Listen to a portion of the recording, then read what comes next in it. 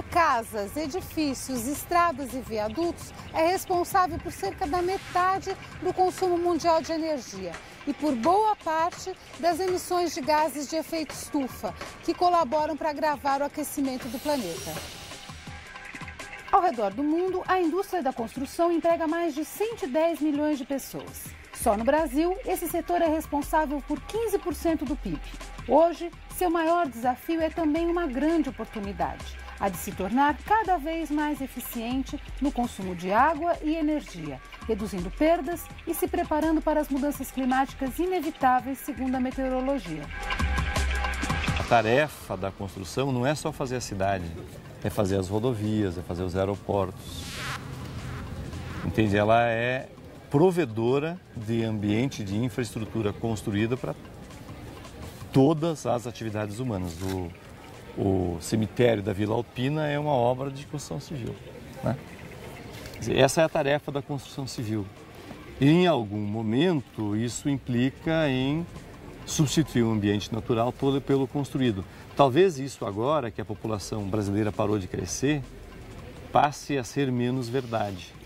A população brasileira o índice de natalidade fertilidade está 2,05 filhos por mulher. O que significa 0 a 0. Vamos ser 180 milhões. Acabou. A construção vai atender substituição do estoque, migrações internas, né? Ela muda um pouco de tarefa. Upgrades, né? Vamos trocar o cara que mora num apartamento pequeno, eventualmente fica mais rico, troca por um apartamento maior, coisas do gênero. Hoje é quase impossível pensar em sustentabilidade sem incluir o setor da construção civil. Ele representa mais de 20% do consumo mundial de água, 40% do total de energia gerada e produz mais de 1/3 dos resíduos e emite 40% dos gases nocivos à atmosfera. E um dos problemas que nós temos hoje é que precisa mudar a engenharia, a forma de pensar dos engenheiros ou da indústria. Sustentabilidade é mudar a tecnologia. Nós temos que parar no Brasil de fazer essas... O momento não é de conscientizar e motivar as pessoas. O momento é de achar soluções, né? E o potencial econômico das soluções você vê pelo álcool. De repente o Brasil vira estrela internacional de uma tecnologia, né, que ninguém tem. Por quê? Por que a tecnologia do álcool virou importante? Por causa da sustentabilidade. Existe, na verdade, uma grande oportunidade aí de surgir novas potências técnicas e econômicas em cima do desenvolvimento de tecnologias mais ecoeficientes. Então, o país que conseguir dominar a fusão nuclear. E na construção civil, onde isso se aplica? Se aplica em tudo. Uma das estratégias do setor foi garantir que o planejamento das obras levasse em conta a visão de mundo que queremos para o futuro. Por isso foi criado o Conselho Brasileiro de Construção Sustentável, CBCS, que elegeu as prioridades para tornar a atividade mais sustentável. Nós estamos preocupados com 73% das obras, dos materiais de construção, acabam em construções que não têm uma construtora. 73%? Das construções a gente chama de autogerida. Isso significa o quê? Que o cidadão contratou um arquiteto, o arquiteto fez uma planta, ele buscou um empreiteiro que trabalha de uma forma bastante informal, possivelmente os operários não foram registrados, não usaram equipamentos adequados, não têm conhecimento técnico e os empreiteiros pegaram aquela planta, que é um desenho, e transformaram numa casa. Isso não é muito eficiente. Tem problemas de desperdício, ele tem problema de baixa qualidade, ele tem problema de como não existe leitura, não existe estudo, não existe evolução técnica. Se eu imaginar uma construção mais ecoeficiente, né, eu preciso fazer com que essa solução chegue nesse cidadão lá. Então, a imaginação do CBCS, o objetivo do CBCS é transformar o setor da construção civil. Que isso vai transformar cidades, vai transformar a forma de construir estradas, vai transformar a forma com que os usuários vão gastar água nas casas. Nós precisamos mexer a cabeça do usuário. Por sua natureza intervencionista, toda obra de construção tem impactos sociais e ambientais. Perguntei ao conselheiro do CBCS como seria possível transformar as edificações brasileiras em mais sustentáveis. Precisa, em primeiro lugar, reconhecer quais são os impactos. Quais são? Eles são todos os possíveis e imagináveis. Nós contribuímos para a mudança climática, as construções são responsáveis por um gasto importante de água e mais, soluções adotadas, elas implicam em gastos maiores ou menores de água. O consumo de energia de um edifício é dado por decisões de projeto e também pela prática do usuário, mas muito por decisões de projeto. Nós temos uma grande contribuição na geração de resíduos, 500 quilos por habitante por ano é um número mais ou menos médio. Nós contribuímos para o ruído urbano. A alocação de um edifício, de um shopping center na malha urbana, pode melhorar ou acabar com a qualidade de vida de uma população. A construção, ela define o ambiente onde nós vivemos. E discutir a construção sustentável é discutir um pouco a qualidade de vida que nós vamos ter no futuro. Não existe uma solução única para os atuais dilemas da construção civil. O maior desafio dessa indústria hoje talvez seja de não virar as costas para a natureza nem para a realidade ao seu redor.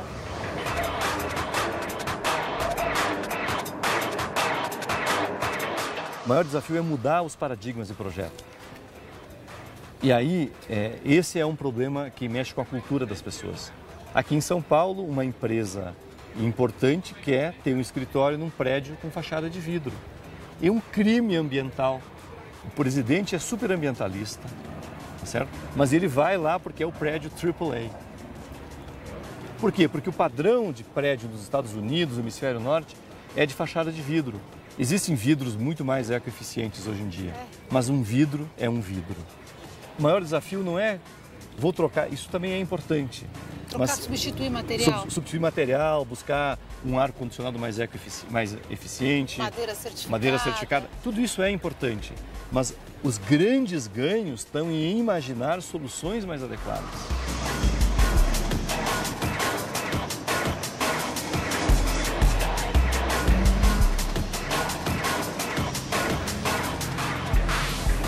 Mais importante de tudo é não fechar os olhos para o impacto das obras na sociedade. Da mesma maneira como o desmatamento na floresta costuma se alastrar por faixas uniformes às margens das estradas, em geral o subproduto das grandes construções costumam ser verdadeiros bolsões de miséria e condições desumanas. Eu acho que o maior desafio nosso hoje é mudar a cabeça tanto dos profissionais que estão no mercado, e aí eu incluo, por exemplo, o pessoal que trabalha em prefeitura, que faz plano diretor, como dos profissionais que estão em formação. O nosso maior problema hoje é gente. Tanto os engenheiros e arquitetos novos quanto os que estão no mercado não compreendem a questão da sustentabilidade, e quando o compreendem, o fazem de forma precária. Por exemplo, nós chegamos à conclusão que pouca gente consegue enxergar a importância da construção, tratar dos seus problemas sociais para que ela seja mais sustentável. Eu sempre brinco com o pessoal, falo, olha, o nosso desafio social principal é tirar os nossos operários da obra da pobreza. Porque o Brasil não vai ser sustentável com um cara pobre. E um setor que é 5% ou 15% da mão de obra brasileira, não pode ter operários pobres. Qual a solução? A solução é aumentar a produtividade, por exemplo. Nós precisamos aumentar dramaticamente a produtividade da construção para tirar os operários da pobreza. Porque hoje a produtividade é muito baixa, a nossa produtividade é 1/4 da americana. Ah, é?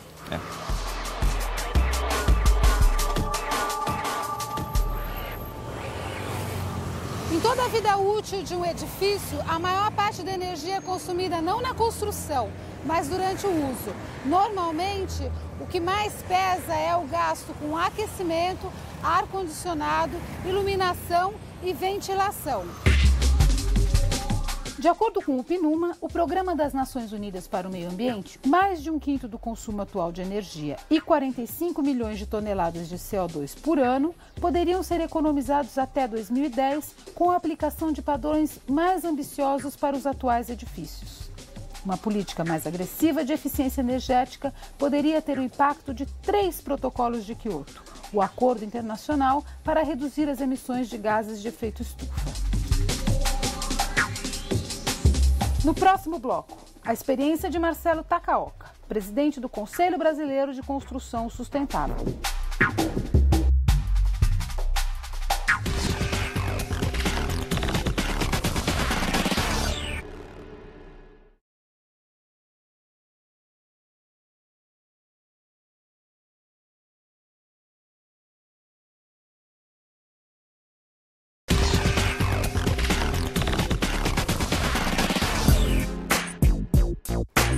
O impacto socioambiental da construção civil não passou desapercebido nesses anos todos.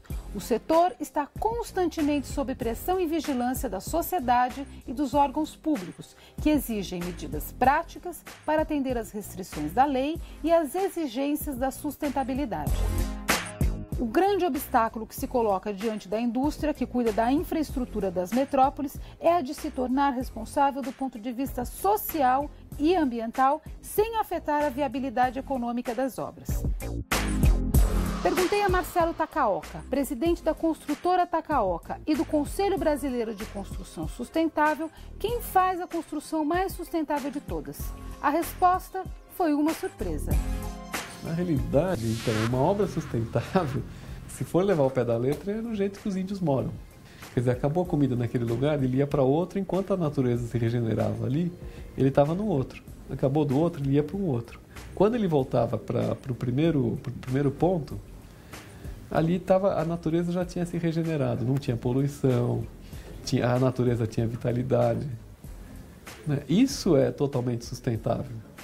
Agora, como é que você vai fazer uma cidade de 12 milhões de habitantes ser sustentável?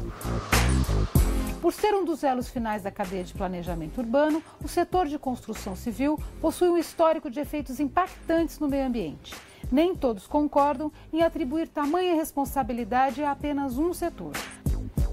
O setor da construção civil é um dos maiores emissores de CO2 do planeta.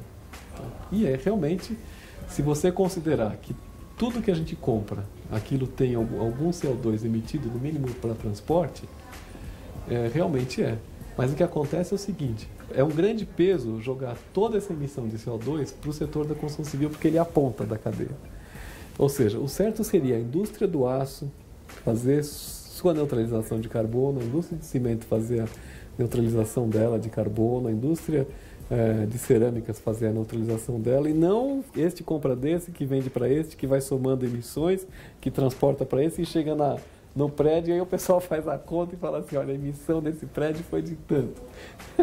E chega em contas como, por exemplo, que o setor consome 75% dos recursos naturais. Exatamente, mas assim, boa parte desses recursos naturais, eles vieram de outras indústrias, de outros setores, né?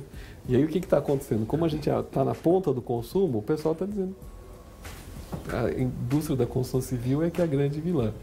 Ela é impactante, não vou dizer que não seja. Mas vamos dividir o bolo, porque senão, se entregar o bolo todinho para a construção civil, o que vai acontecer é que a construção civil vai passar isso para os clientes. E os clientes não vão ter como arcar com esse custo. Primeira construtora a receber o selo de certificação de madeira do FSC, a Takaoka buscou incorporar o conceito de harmonia com a natureza em seus empreendimentos. Em particular com um deles, o projeto Gênesis, que conta com uma das maiores áreas verdes por residência em condomínios da Grande São Paulo. Mais de 2/3 do terreno estão cobertos por florestas e as estradas mantiveram o traçado original, com o mínimo de intervenção possível. Um dos pontos altos do seu condomínio é essa ponte aqui. Você pode contar pra gente o que ela representou?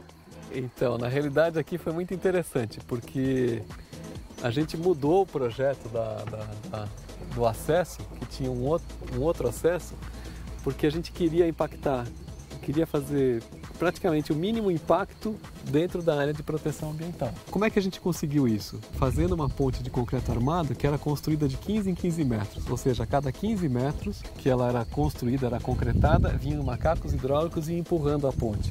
Então, na realidade, essa ponte ela passa por cima do córrego. Um córrego de 2 metros. Ali embaixo, Até teve um órgão que levou alguns meses para provar, porque ele achou que tinha alguma coisa estranha. Ninguém faz uma ponte de 120 metros para um córrego de 2. Ele falou, vocês estão escondendo alguma coisa de mim. Até que... Ouro, diamantes. E na verdade você estava ligando Alphaville ao condomínio Gênesis 2 que está ali. Criando o acesso ao local. E você não derrubou nenhuma árvore para construir essa ponte? Não. Tudo isso aqui já estava preservado. E agora a gente está fazendo o projeto de reflorestamento nas encostas todas. Projetado e construído a partir da colaboração de ambientalistas, agrônomos e engenheiros, o empreendimento Gênesis atribuiu prioridade às áreas verdes e à qualidade de vida dos moradores. Uma das estratégias do projeto foi construir muros de arrimo e estruturas de concreto armado para preservar as áreas de mata nativa. Outra coisa que a gente fez também foi com relação à estação de tratamento de esgoto. A gente tinha aprovado uma estação de nível secundário, só para entender. Nível primário é o poço absorvente, lá a fossa. O nível secundário, ela já tem uma certa aeração, uma certa filtragem. Assim, já não sai com bactérias e coisas orgânicas vivas, mas ela sai com muita matéria orgânica. Que se jogada no lago, ela cria aquelas algas verdes e que sugam muito o oxigênio da água. Essas algas, elas tiram muito e elas diminuem a capacidade de vida de peixes, de animais dentro da água, debaixo d'água. Então a gente levou praticamente 2 anos para conseguir aprovar uma terciária. A terciária ela já cai dentro da água com 98% de oxigênio e toda essa matéria orgânica é retirada por um processo biológico. Ela volta boa o suficiente para poder, no futuro, voltar para uma estação de tratamento de água e voltar para as casas como potável. Não é nem reuso. A gente já está dando condições para que ela volte como água limpa mesmo para as casas. Para 50 casas que compõem o condomínio Gênesis 1. Mas lá na frente, o Gênesis 1 e o 2 devem ser cerca de 700 casas ao todo, né? 600 a 700 casas lá na frente. Na área de lazer, Takaoka conta que valeu a experiência das outras construtoras do mercado. A piscina semiolímpica do condomínio é aquecida com bomba de calor, mas deve mudar para energia solar, assim como já fazem alguns de seus concorrentes. Quer dizer, um olhando o outro, um vai melhorando o seu e vai olhando o que o outro está fazendo. E que outros copiaram de vocês? O verde? O verde. O verde, esse cuidado mais... Assim, um cuidado maior na hora de construir também, menos impactante a natureza, né? Mostra que a natureza que existe no local, ela vale muito. Ela não é um obstáculo ao desenvolvimento, muito pelo contrário. No próximo bloco, como o condomínio pode ser mais sustentável e estar preparado para as mudanças climáticas.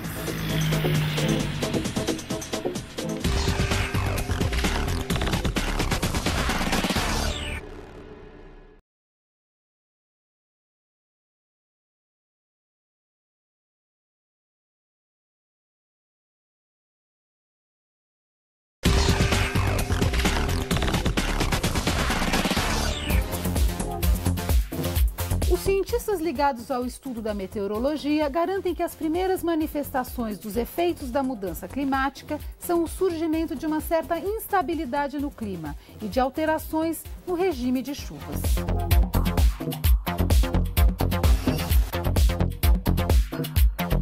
Mas será que as casas, os edifícios e a infraestrutura toda das cidades brasileiras está preparada para essas mudanças tão inevitáveis?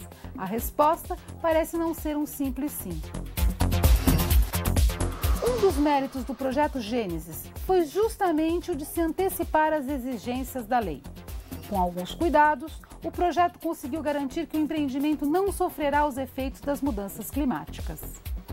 Se se aumentar o regime de chuvas aqui, a barragem ela foi construída para suportar chuvas bem mais intensas do que as recomendadas para barragens normais, né? O que é recomendado hoje pela norma. A gente deixou aquele vertedouro bem maior para suportar, de repente, possíveis tormentas que venham com as mudanças climáticas.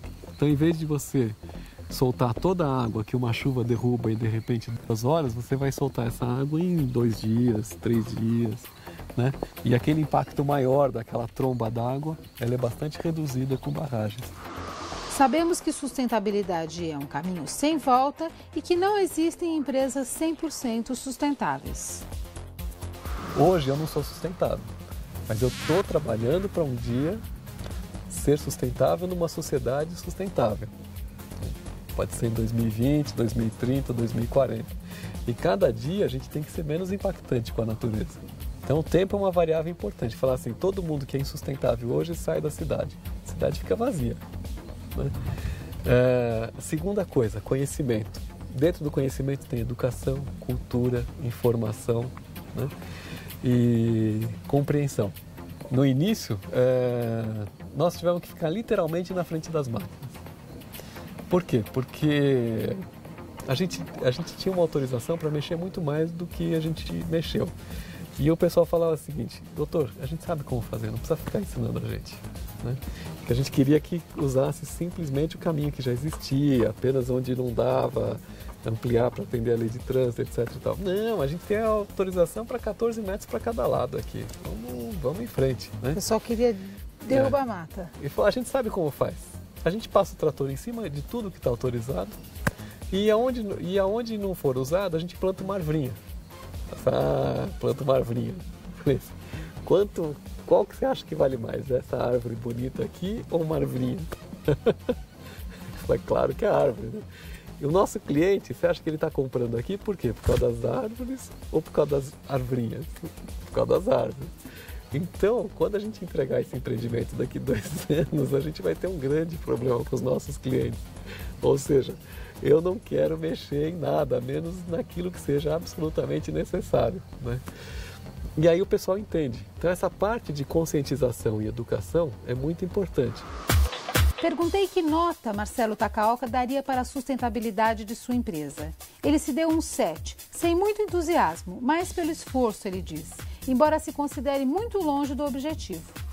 Uma construção sustentável é aquela que é feita para ser mais sustentável com comunidades sustentáveis e pessoas ao redor dessa construção sustentáveis.